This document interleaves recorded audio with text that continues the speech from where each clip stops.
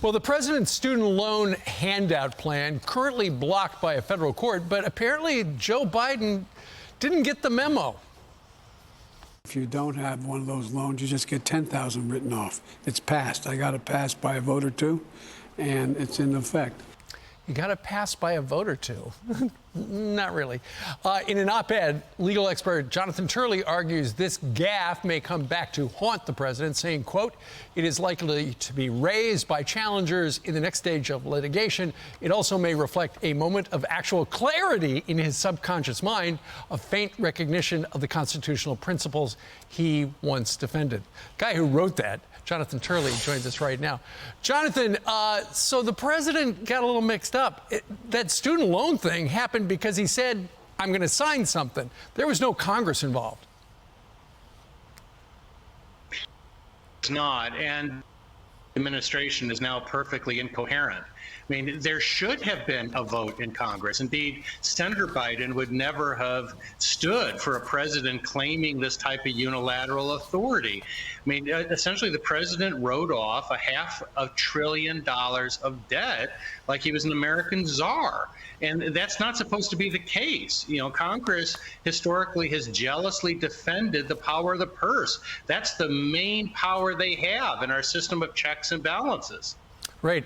The White House was immediately in cleanup mode, and they said, oh, when he was talking about it got passed by 1 or 2 votes, he was referring to the Inflation Reduction Act, which reduced the deficit by hundreds of billions of dollars, creating room for other crucial programs, blah, blah, blah. You know that. But apparently the legal authority, and so that's not true. It never passed, as you said, by executive fiat. But the administration is hanging their hat on the HEROES Act, which was passed in 2003, I think, where people who served our nation would get student loan debt forgiveness. But that applied only during national emergencies. And the president has said COVID's over. So I don't know what he's talking about. Well, I think the courts may have the same struggle. You know, the fact is the HEROES Act was named, as you can tell, for people who were heroes in the military service to make sure that their service didn't put them at a loss or disadvantage in paying off their loans. This was a really opportunistic and frankly cynical use of that narrow 6-page law.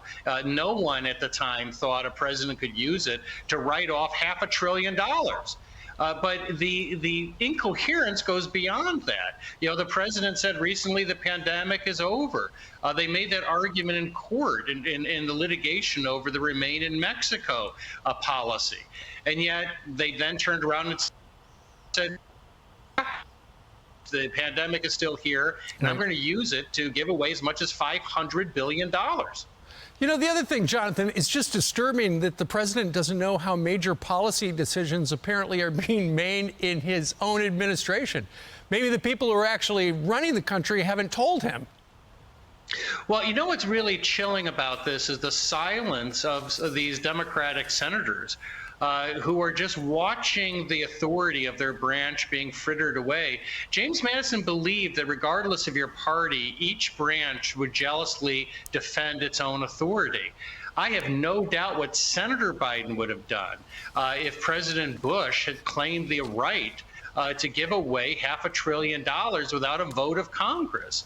So we can debate the merits of the tuition forgiveness, but what shouldn't be debated is how this is in the way that it came about. And the president's only making that worse. I mean, in saying that, you know, I did pass it. Now, he cleaned that up, but he was right. He should have submitted it to Congress. Indeed, absolutely.